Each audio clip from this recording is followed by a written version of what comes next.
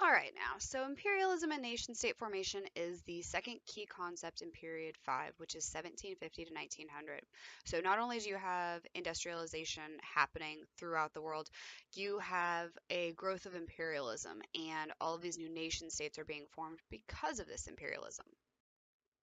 So, as the states industrialized, they also expanded their existing overseas colonies and established new types of colonies and transoceanic empires. So, regional warfare and diplomacy both resulted in and were affected by this process of modern empire building. And the process was mostly led by Europe, and that led to a rise of European influence around the world. And the United States and Japan also participated in the process. You have the growth of new empires challenging the power of existing land based empires of Eurasia. And at the same time, you have new ideas about nationalism, race, gender, class, and culture developing and facilitating the spread of the transoceanic empires. But on the flip side, it justified anti imperial resistance and the formation of new national identities. So, industrializing powers established these transoceanic empires. That should be a big no brainer because you need to get your raw materials from somewhere. You can't have all your raw materials in one country. Unfortunately, it doesn't just work like that. So, states with existing colonies strengthen their control over those existing colonies, like the British in India, they strengthen their control there, as well as the Dutch in Indonesia, they strengthen their control there. So that was the way of these imperial powers kind of trying to strengthen their control and their influence in these areas. European states, as well as the Americas and the Japanese, they established empires throughout Asia and the Pacific, while the Spanish and Portuguese influence declined. So, back during the Columbian Exchange period, you have the Spanish and the Portuguese being your large colonizers.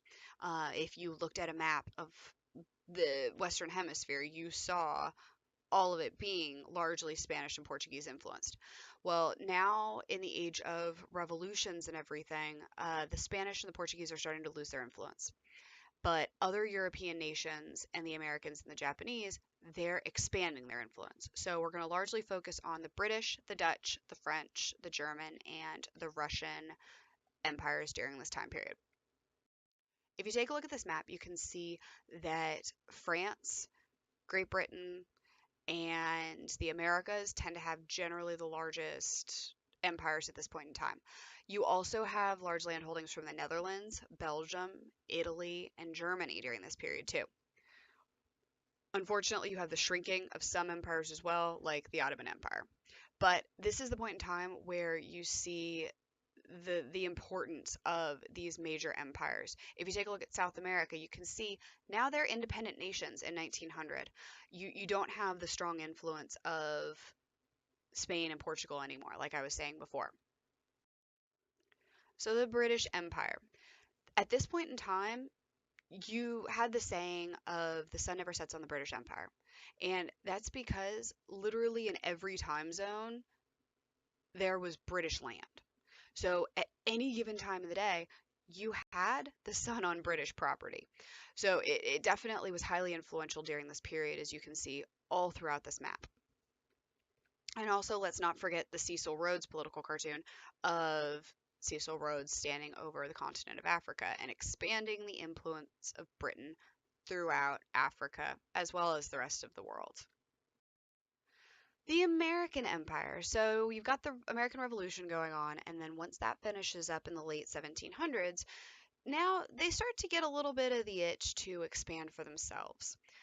This is known as manifest destiny. Now, manifest destiny was the belief that God gave you the right to expand your territory.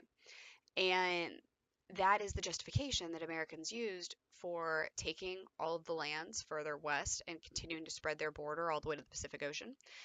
And then it became their justification for imperialism outside of the North American continent. Lewis and Clark went to explore the new areas outside of the new American border from Thomas Jefferson as he was president in the early 1800s. And they came back and reported on what they found. And based on what they found, it it made Jefferson hungrier to go explore new lands and to purchase new lands or take. And that also influenced future presidents for their explorations too and their imperialistic ideas. The Monroe Doctrine was signed in 1823 by President Monroe, and what that said is Europe, you need to stay out of the Western Hemisphere. You need to stay out of North America and South America, leave everybody alone. We're tired of the issues being caused by you. Just go ahead and stay out. So it basically drew a line down the middle of the Atlantic Ocean and said, Europe, stay out. Now, at this point in time, America was no longer seen as just this fledgling, weak little nation. It had now beaten Great Britain twice at war. First was the American Revolution, and the second was the War of 1812. And that proved to the rest of Europe, hey, they're not weak. They might know what they're doing. So a lot of the European countries took the Monroe Doctrine pretty seriously. Now, if they already had colonies that hadn't been overthrown at that point, they could still stay in those colonies, but don't expect to expand those colonies or the influence in those colonies. America had the idea of keeping them out. And that was also for our self-protection because the War of 1812 was fought simply because Great Britain wouldn't give back land holdings. So you've got this issue of mistrust in the Europeans, and it wasn't necessarily unfounded. Now, fast forward to the end of the 19th century, and you have the Spanish American War in 1898. Cuba was trying to get freedom from Spanish rule, it was a Spanish colony. And America saw that and said, hey, we'll help you out. Now, America was not being just truly selfless in this. We had business interests down there. We had sugar plantations as well as fruit plantations down in Cuba. And we wanted to keep our business interests safe. So we said we'd help Cuba out. Now, it was only a short war, it was only a few months long. America and Cuba won, and Spain lost. So Cuba got its freedom, but it was under U.S. occupation from 1898 to 1902, just so we made sure they got back on their feet. And then we had them under a semi-colonial rule until 1959 with Fidel Castro and that whole overthrow, which we'll get into next period. But we stayed there to kind of protect our business interests, which that is going to be the key of American imperialism in South America in the next period of focusing on our business interests. But on the flip side, coming out of the Spanish American War, territory that America actually gained was the Philippines, Puerto Rico, and Guam from Spain. All of those had been under Spanish control prior to that. Now they were under American control. Um, Next, we have Hawaii, which that also is a similar situation where we had business interests there with fruit plantations, Dole Fruit Company, actually. The Hawaiians were a sovereign nation, so they were a separate country of their own. We had business interests there. The Queen went a little crazy, and the businessmen overthrew her. And we took Hawaii as an American territory, and eventually it became a United States state. And Alaska, we actually bought from Russia. It was a steal for us, but it worked out really, really well to expand our borders up to the northwest. So this first image I'm going to show you is Manifest Destiny. And this painting demonstrates the idea that Manifest Destiny was sent from God, and you can see how light and like an angel she looks like, and she's leading the white Americans westward. You can also see they're chasing off the Native Americans and the bison, and unfortunately, it's seen as a dark or stormy time there, and we're leading in the bright sunshine of industrialization and imperialism. Um, but this is a major image that you're going to see associated with Manifest Destiny and the American Empire over and over again. This next image depicts the journey of Lewis and Clark through the Louisiana Purchase and exploring it all the way up into what is now Oregon. And they're taking scientific measurements, and they're describing things, and they're visiting with Native American tribes. And as they do all of this, they're mapping it and they're taking notes so that they can report back to President Jefferson and say what all that they have encountered in the new purchased territory and all the way to the Pacific Ocean. This political cartoon demonstrates the Monroe Doctrine, with the Monroe Doctrine just putting a line down the middle of the Atlantic Ocean, stop signs, stay out. And this political cartoon was made 1898, shortly after the Spanish-American War, and it shows the new land holdings of the United States under this imperialistic method after the Spanish-American War. So you can see Puerto Rico, the Philippines, Samoan Islands, Guam, all of it's on there. The Japanese Empire. Now, as you can see in this image, if you look really closely at the dates, not all of them correspond with this era, and that's okay. The biggest thing is that you should look at Japan by 1900 had taken over most of the little islands all around it. And that set the stage for them to then continue their imperialistic tendencies in the early decades of the 20th century. So if you look in the first decade of the 20th century, Japan had already taken over part of Russia and all of Korea. And this ends up setting the stage for later with World War I and World War II. So the Japanese Empire was very isolated prior to the American Commodore Matthew Perry coming in and opening up Japan for imperialism and modernization. Now, Matthew Perry basically said, hey, Japan, we're going to trade with you. Suck it up. Figure out how to deal with it. But your doors are going to be open now. And that was Japan's introduction to modernization and industrialization. And they embraced it very, very quickly. So they industrialized after they opened up to trade. And in 1868, they had a little bit of reform too. They moved from the shogunate type of government to the Meiji Restoration, where you have an emperor and a diet, or a parliament.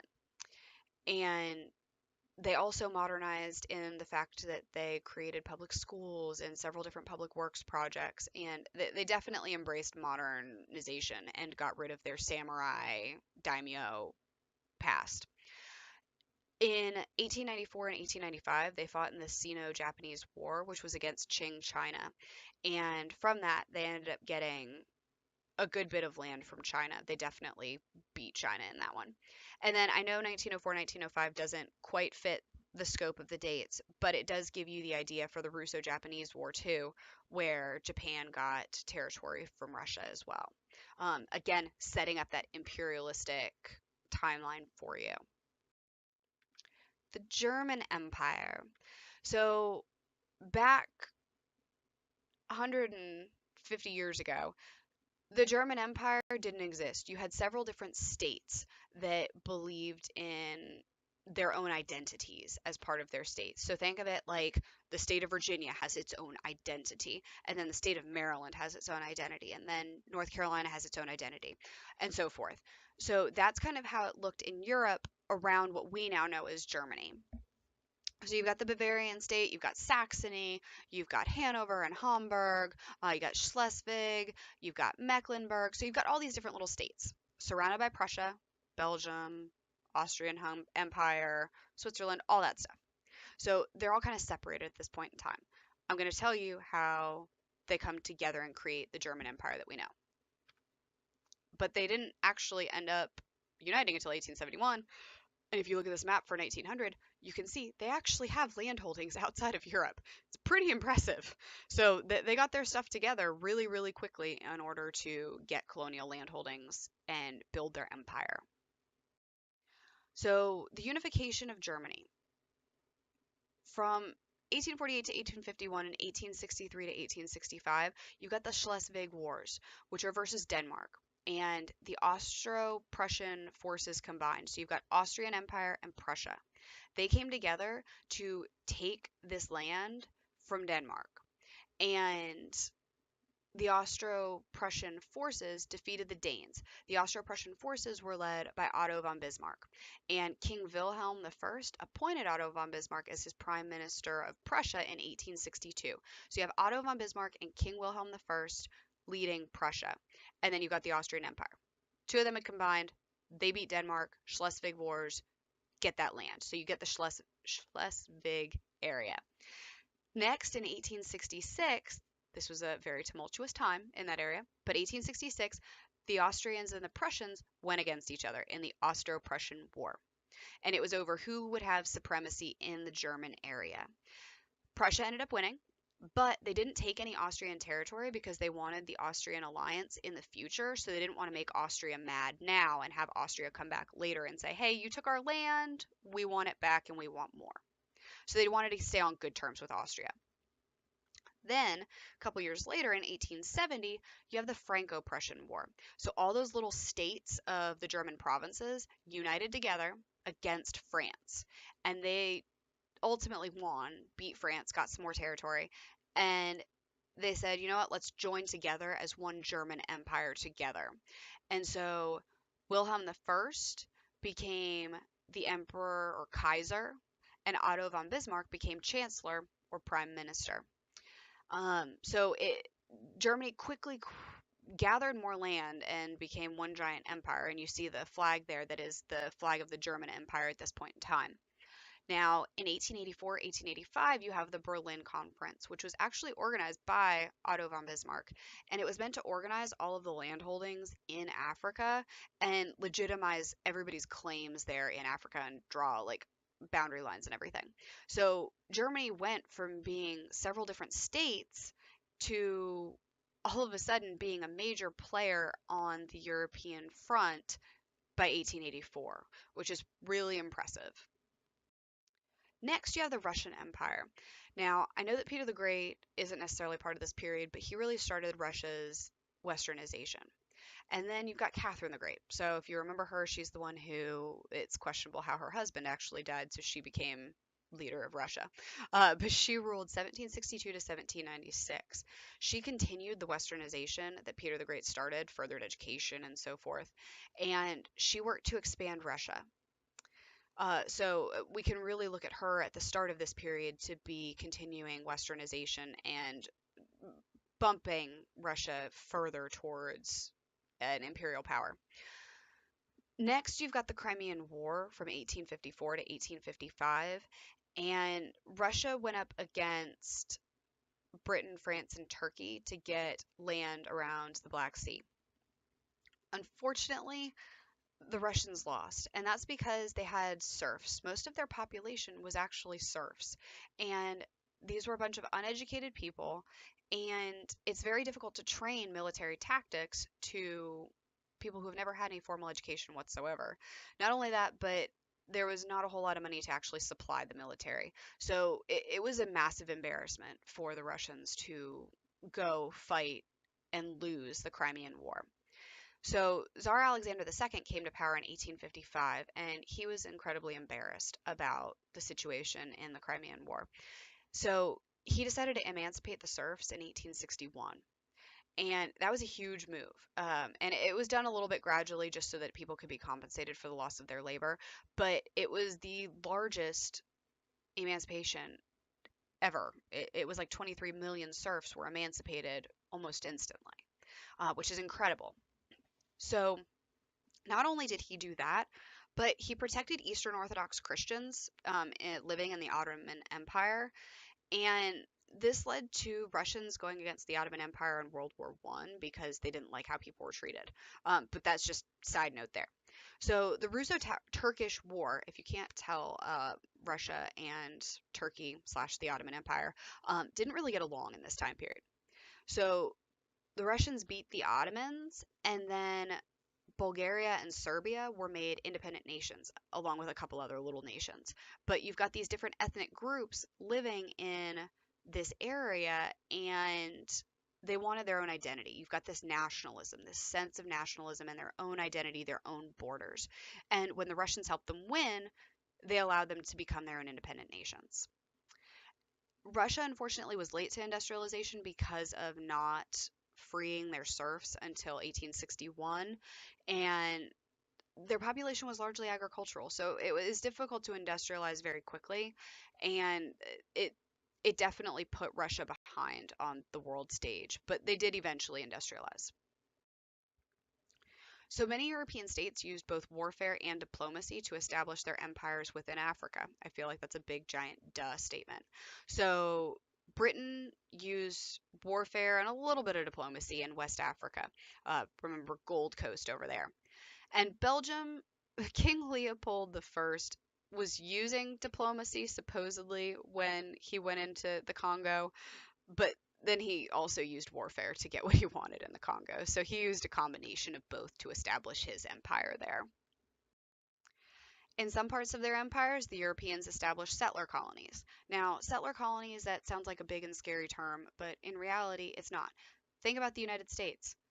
The American colonies were settler colonies from Britain. So, what a settler colony is when a colony is established by an empire and people from the empire go to live in the colony.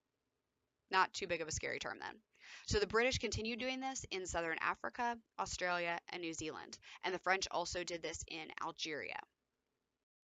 In other parts of the world, industrialized states practiced economic imperialism. So we've been kind of talking about cultural imperialism and social imperialism. Now we're going to talk a little bit about economic imperialism. So the British and the French expanded their influence in China through the Opium War, then leading into spheres of influence, and then ultimately the open door policy.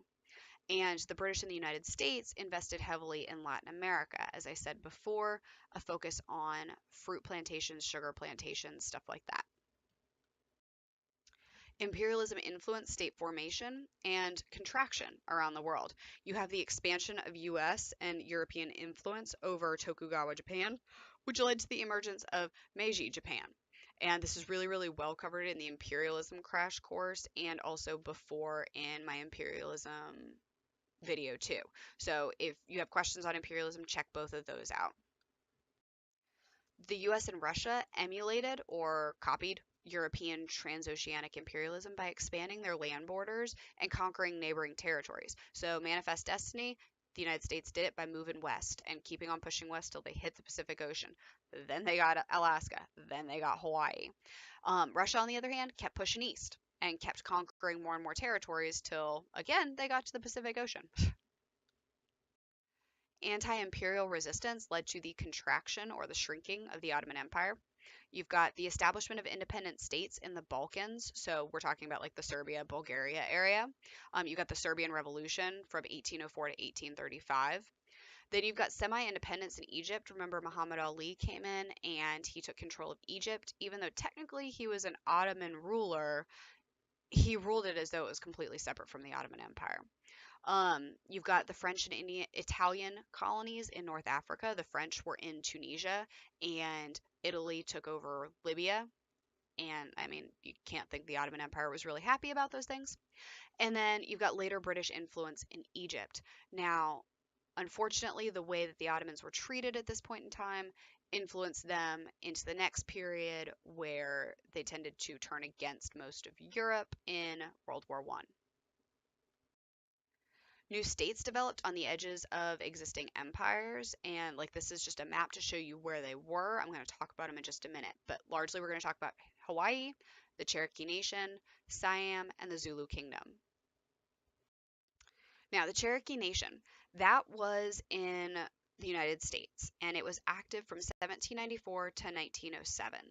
And it was a legal, autonomous tribal government that existed within the United States, made up of voluntarily and involuntarily removed Native Americans. If you remember correctly, Native Americans got kicked out of their own tribal lands and moved onto reservations or specific lands for them. And then those reservations got moved around depending on what Americans really wanted out of the land. But they took this area and they said that they were their own nation. Their current status, though, is that its autonomous status was taken away by Congress in the early 20th century, and today it exists as one of the many federally recognized Native American tribes. So it's not its own country anymore or its own nation, but it is recognized as a Native American group. Siam.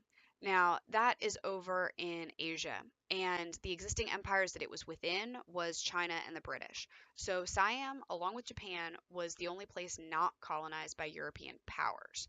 They had their own enlightenment and their own revolution over their absolute monarch. So they were ahead of the game. And they traded with the Western powers, so they didn't really need to be colonized. Their current status, they did forcibly side with Japan in World War II. After the war, they became a key U.S. ally, and unfortunately, a dictator followed dictator until eventually a stable state emerged in the late 1980s. Hawaii, that was within the United States, and it was its own nation theoretically from 1795 to 1893.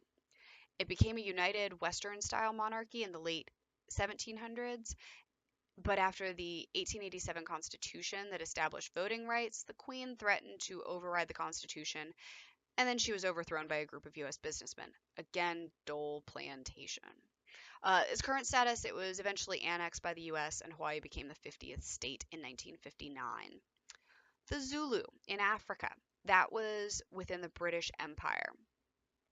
So it came to prominence under Shaka Zulu in the 1820s, and the Zulus eventually lost the Anglo-Zulu War and became part of British South Africa. Their current status, they've got a lot of nature life preserves. The Zulu territory is one of several states within South Africa. Now, South Africa is one country, and then think of it like the different states like Virginia, Maryland, South Carolina. It is a state or a province within South Africa. Not only during this period do you have economic imperialism and everything, but you have social imperialism where you've got new racial ideologies like social Darwinism that facilitated and justified imperialism. And social Darwinism said that it was survival of the fittest for different groups, and white Europeans and Americans tended to see this as justification that they were better than everybody and that their imperialism was justified.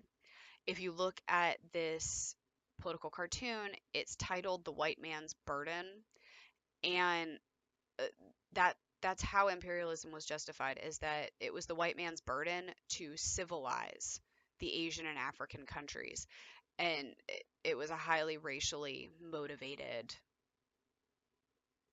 idea. Um, so unfortunately, you have a lot of nastiness racially coming out of this. You'll also see a rise of, I don't want to say hate groups, but I mean that's essentially what they were. You've got a lot of hatred towards other races when it comes to migrants and so forth. So be aware of that moving forward.